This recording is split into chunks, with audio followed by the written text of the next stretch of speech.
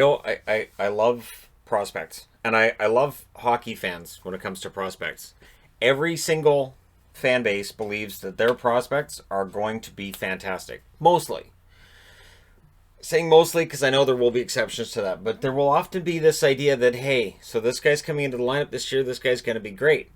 So on the board here, I've got 32 different names of rookies coming in that may very well end up getting Calder buzz. And it's not every single rookie coming into the game, because not every single rookie will get buzz for the Calder trophy. And yet, because every player until they've played in the NHL is seen as a future, maybe not star, but excellent player, it's seen as a diss or a slam when somebody's left off the board. And I can't get everybody on the board, because then it just becomes, here's your draft class, here's your rookie class. And this begs the question of, let's just say we don't end up having a season this year, the owners say forget it, or the players say forget it, and they play this game of chicken all the way through and we don't get a season. All these guys get tacked on to next year. And then next year's rookie class becomes just as good as, say, 2005. 2005, of course, which is famous for having both Ovechkin and Crosby in the rookie class, which it shouldn't have. But Ovechkin's rookie year was denied him by the NHL not playing that year. So if you're a Caps fan and you're saying, how many more goals would Ovechkin have had if don't play that game? It's going to drive you crazy. For a player who's been pretty healthy all the way through, pauses and lockouts have hurt him. And it's definitely cost him a lot of goals. So don't think about it. Even though I just mentioned it and I just discussed it, don't think about it. Now, I went through every team. Not every team has a rookie that I think is going to get buzz for the Calder. And I'm pretty sure all of these guys still qualify as rookies. There are a couple I was kind of a little sketchy on, but I'm pretty sure he's still a rookie. And in those cases, they're normally not guys that I think are going to get buzz. But let's go through them. We'll start off with Trevor Zegras with Anaheim. He's projected to get 27 points by the Hockey News' pool guide. So the numbers there are the pool guide's projections for how much players are going to get, which with rookies really is just rolling the dice. Now, where I think Zegras could end up getting more buzz could be if he ends up pushing his way into a top two line role. With Anaheim needing offense, if Zegras shows a lot of positives offensively, he will get more ice time. He will get every opportunity to work his way to the first line if he's ready to go. Anaheim needs that offense now. So Zegras to me is one of those guys to watch. We get down to Buffalo, so nobody from Arizona or Buffalo, or Boston, I should say, that I thought, yeah, probably in the conversation. Dylan Cousins for the Buffalo Sabres. They're projecting him to get 39 points. It depends where he ends up in the lineup. So if he ends up in the bottom six, that'll rule him out for Calder. But if he ends up pushing his way into a top six role, either through injury or just through his play being really good and he outplays somebody else above him, Cousins could be an interesting one to watch.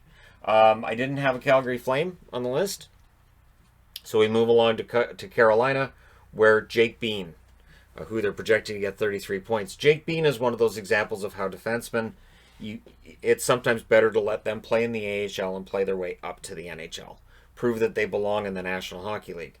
So Jake Bean, because Carolina has really solid defense all the way through, and because Carolina has really shown a almost Nashville-like ability now to cultivate a blue line, Bean could be excellent right out of the gate, and he may be given offensive opportunities, especially if Jake Gardiner continues to be a mismatch for the Carolina Hurricanes. Chicago, I know Bowden is coming in as well, but Ian Mitchell is seen as having more offensive upside, so with 30 points being projected for him, I think Mitchell gets more discussion. And the reason I have Mitchell on the board is because Chicago has gone into this retool / rebuild, whatever we want to call it, right? Mitchell's going to get every opportunity to play top minutes. Duncan Keith can't play forever. I know what you might be thinking. You might be thinking, yes, he can. He can't, though. He can't play forever. Eventually, you have to get a replacement, and Mitchell could end up being that guy, and he may get a chance to prove that this year. So if he can, especially if he can play on special teams, if he ends up showing some kind of solid acumen on the power play, we'll see, right? Bowen Byram in Colorado, I figured he was going to be great this past season, and then it turned out he wasn't ready. So they project him to have 33 points due to the Hockey News, And I'm already seeing articles about is Bowen Byram another Cale Makar. Okay, this is part of what drives me nuts about prospects. This is part of what I try not to do on my channel either, is compare player A to player B all the time. That's especially true of prospects. I think once guys are veterans, it's fine. So you want to compare Ovechkin and Crosby, go right on ahead. But if you're comparing a guy who hasn't played in the NHL yet to a guy who's a star in the NHL right now, well, that can raise the bar a little bit. If Byram comes in and struggles a bit, then people are going to be like, well, this article said he was going to be the next Makar. Clearly, just no. He should be a solid defenseman, may get some buzz. I love Liam Foudy. I think the guy's great. But Columbus, they bring their players along slowly. There are teams that are not on this board because I know they bring their players along slowly. Is Foudy going to get enough ice time to get to a points total where he's going to get buzz for the Calder Trophy? 37 points is what the Hockey News has him getting this coming year. I could see that. I could see him being as high as 50. And I could see him being in the conversation. Again, he's going to have to get the ice time and he's going to have to score the points to do it, but I think he can. I've got Moritz Seider on the board, even though the Hockey News has him with 17 points. I say this because it's Steve Yzerman. And Steve Yzerman's ability to draft really solid players is pretty famous from his time in Tampa. I would not be surprised if Seider's a top 4 out of the gate. And if he plays well and if he brings that blue line up, he's going to get noticed when it comes to Calder time. Edmonton, Evan Bouchard. Evan Bouchard, they project he's going to get 27 points. Because Clefbaum's out and because Bouchard is seen as a really solid offensive blue liner, I know they added Tyson Barrie, but I think Bouchard's going to get a chance to get some power play time. And if you're on a power play with Draisaitl or McDavid, Yamamoto, because you got to think Yamamoto's going to be on that power play as well, you're going to get points. So it's possible Bouchard may end up with a lot more than 27 points. That may end up being a low bar for him if he ends up getting that top four time, and it's going to depend on the power play time as well. Owen Tippett. It feels like we've waited on Owen Tippett forever, and we haven't, but to me it feels like we have. They're projecting he's going to get 45 points. He's been playing in the AHL this last year, and again, that may very well be the best for him. So, like I talked about with Jake Bean in Carolina, Owen Tippett in Florida, now they need that scoring forward because Hoffman's not back. There's the possibility he still comes back to Florida. They may circle back, but they did lose to Dadonov, and Tippett's one of the reasons why they weren't overly concerned about losing Dadonov. They want to give Tippett a chance to be a top 6 forward, potentially anyways, and so I've got him on the board. There are a couple others I consider, but Tippett's considered to be the best chance for them. LA, there's 3 guys on the board, so what I did was I put 2 different LA logos on the board. Down here we got Quentin Byfield. They're projecting him to get 29 points. We'll see. If he ends up getting top 2 center time, he will score much more than 29 points, but he may need time in the bottom 6. Being a big forward, it may be a little bit longer for him to adjust to the NHL game, and if they want him to play with the more physical side of things and they want him to work on his physicality, he may end up in bottom 6 minutes to get that. And he may not end up being the best offensive option. They've got Alex Turcotte with 43 points. And I've seen some divide in terms of what Turcotte may bring right out of the gate for LA. But that's why I'm wearing a Kings jersey, because it looks good for LA. Because you've also got Gabe Vilardi, who they're projecting to get 42 points. I'm going to go out on a limb and say that if Vilardi gets top 2 center minutes, he'll end up with about 50 points. And solid play from him. 7 points in 10 games to close out the season last year, and he looked ready. So if Vilardi, Turcotte, and Byfield make this team, LA probably will struggle, but they're going to score more goals. We're going to see more offense, and it'll be one of those situations where when LA loses, their fans will be completely fine with that because they see how bright the future is. Minnesota. Kaprizov will be a favorite to win the Calder. 54 points. I don't think he'll be the favorite, but he'll be a favorite. So 54 points is what he's projected to get. I'm going to go ahead and say he might blow that out of the water. Considering the scouting reports and considering what's expected of him in Minnesota, he may blow that out of the water.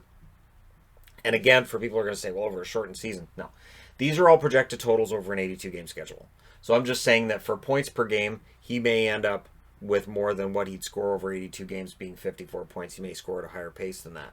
Marco Rossi, they've got tagged with 25 points. I put Rossi on the board because when I was looking at scouting reports, they seem to agree that Marco Rossi right now physically is ready for the National Hockey League. He doesn't have room to grow. One of the reasons he ended up slipping down to Minnesota is other prospects have room to grow. They may get better.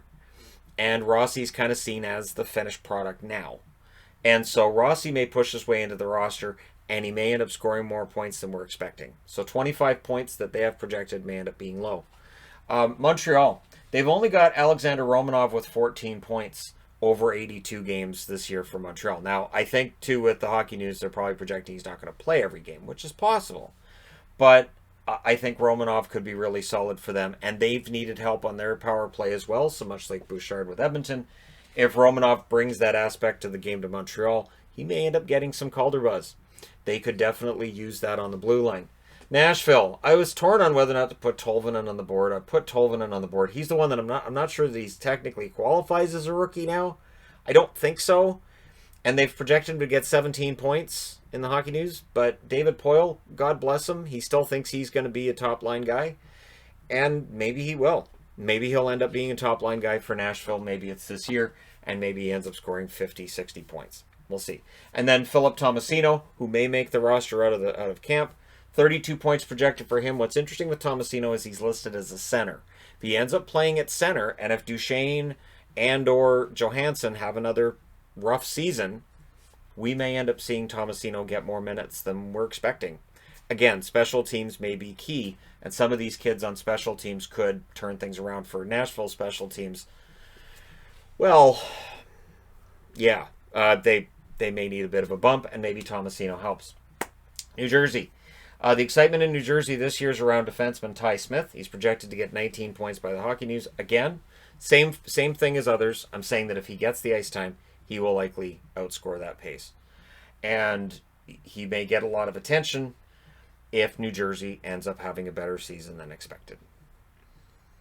So, Ty Smith is going to be in the conversation. Islanders, Ilya Sorokin. So we know the Islanders' magic with goaltenders. Now they've got a top prospect coming over. And so he's a top prospect. He's got all the talent. And so he should put up really good totals. And he may get himself some Calder votes as a result playing with the New York Islanders. Depends on how many games he plays too, right? And I've got Kiefer Bellows on the board. He's projected to get 23 points. But what's interesting with Kiefer Bellows is he reminds me of Gurianov in Dallas. He's a goal scorer. And if he goes out there and he scores some goals early on, it's going to be hard for Barry Trotz to argue he can't play him. Noah Dobson, not eligible for this list because he's not eligible for Calder next year. He played too many games last year. Bellows did not. So Bellows, I think he's got a shot again, but he has to be fast out of the gate. You have to force your way into Barry Trotz's lineup. You have to make him see you and acknowledge, yeah, I can't take you out of the lineup. Rangers, there's three for the Rangers. Three. Alexis Lafreniere, who they've projected to get 61 points, which is the number one points projection for any rookie this year. And I do agree, Lafreniere should be the favorite for the Calder Trophy. From all of the scouting reports, from all that's being said about him, he should be the best rookie in the league this year. As long as the Rangers give him that ice time, and as long as he's got chemistry with his line mates right out of the gate, there's no reason 61 points can't be the low mark. Again, over an 82-game schedule. If it's a 48-game schedule, maybe 40 points. I could see him hitting 40. Igor Shesterkin, of course, no pressure. You're taking over for Henrik Lundqvist. The good news is Shesterkin looked fantastic. In admittedly limited action last year, didn't play too many, so that's why he's still a rookie this coming year. But it'll be interesting to see what Shesterkin does, and he may very well be fighting Lafreniere for that Calder. You may see two out of the top three end up being members of the Rangers. I could see Kaprizov, Lafreniere, and Shesterkin being your finalists for Calder next year. Absolutely. And, don't forget Vitaly Kravtsov, who's had some good results in the KHL. He's had some droughts here and there too, but he's always getting opportunities. They've projected him to get 25 points this year. That's low. I think Kravtsov again, but it's going to depend on ice time. It depends on whether or not the coach has faith in you. And so if he's able to show right out of the gate he's ready to go, he may very well get himself into that conversation as well. Depends on which line you're on, all that other wonderful stuff. And then for Kravtsov, he may suffer in comparison to Lafreniere, like, for instance, a Sergachev versus Hedman, where you go, Sergachev's great, why doesn't he get more attention? Because he plays with Hedman. If you're on the same team as the best defenseman in the league, you're probably not going to get as many votes. And if Kravtsov is playing with Lafreniere, and Lafreniere is clearly the best player among the rookies on that team, Kravtsov won't get the votes, where he might if he was on another team. Ottawa, Tim Stützle. He's projected to get 32 points. Stützle was the guy who was pushing that number one spot in the overall draft. That was what they were saying anyways throughout the season. So when I was going through and reading scouting reports, everybody was saying that Byfield might end up dropping to 3 and Stützle may go to 2 because he's just so talented and he's such an explosive forward. So Stützle may surprise people. We may be looking back at this video after the season's done and say, wow, we were underrating him. I was underrating him, right? 32 points is the projection. Interestingly enough, Alex Formenton, they've projected 30 points for him, and Josh Norris, they're projecting 37. That is 3 players who could be in the conversation. I'm going to go ahead and say I think Stützle ends up pushing Norris down a little bit if they're both playing center. Stützle may very well start at the wing in the NHL, may end up on the same line as Norris. They may end up putting together 3 kids in Ottawa just to see what they're able to do, because Ottawa's in a position where they can do that. There's no pressure, there's no expectation with the Ottawa Senators this year. Philadelphia, Morgan Frost, who had a pretty good season overall, I think. He's projected to get 37 points for the Flyers this year, and he may end up getting in the conversation. And again, it's going to depend on ice time. It's going to depend on Alain Vigneault, trusting him. And Vigneault, I remember in Vancouver, the frustration over him with rookies. I remember with other teams as well, the frustration over who he prefers and who he doesn't. And some guys get into the lineup and you ask why, and some guys get bumped out and you ask what's going on there. So as long as Frost wins his trust out of the gate, he may very well get into that conversation. San Jose, Ryan Merkley, 25 points is the projection. He's a blue liner, and San Jose definitely needs help on their blue line, so if he plays well, he may end up getting some consideration. I don't have Costin on the board because look at what St. Louis does with their rookies. They don't rush them into the lineup. You look at guys like Kyrou and Thomas. They gradually bring them in. They bring them in. Sometimes they're healthy scratches. They might be on the 4th line. It's a very gradual process for St. Louis. They have the luxury to be able to do that. So that's why he's not on the board. But Merkley, 25 points. We'll see with him what he does. Toronto, Nick Robertson, he's projected to get 41 points. The interesting thing with Robertson is that's if he makes the team. So if he makes the team, he very likely scores a bunch of points. But does he make the team? So that's the question mark with Robertson. When you look at their overall roster, he should make the team. He should be in there. No, Vancouver's not up there. No, I don't think Hoglander's going to be, and I can't see Ulevy either.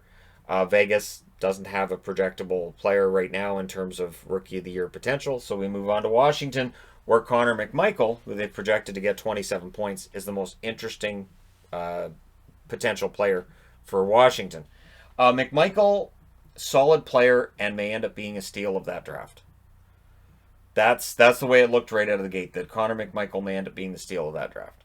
So we'll see whether or not he makes their roster next year. And of course, Washington, a team that's getting kind of long in the tooth with their top 6 forwards, adding a Connor McMichael who may end up replacing one of those guys is solid, because the Capitals do need to worry about some erosion of their talent up front, again, due to age. That happens to everybody, and McMichael could be that one of the centerpieces of the future for them.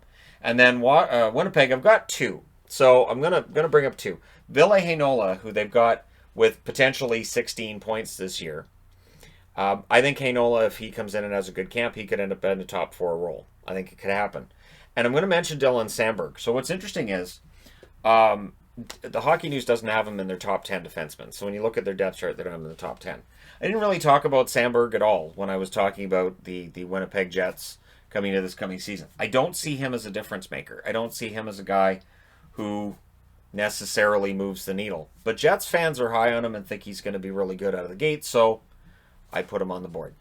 Again, I've got a line there because there's no projection from the Hockey News at all on this. And again, I think Heinola is seen as the big prospect that could jump into a top 6 role. and hopefully help to solidify that blue line. But we'll see. So that's 32 guys. Let me know your thoughts in the comment section below as always. Don't forget to hit like and subscribe if you're browsing your way through. You just happened upon this video. And it should be a really fun rookie class when/if this season gets going. Fingers crossed it does. Hey, thank you guys so much for all your support. I will talk to you again soon.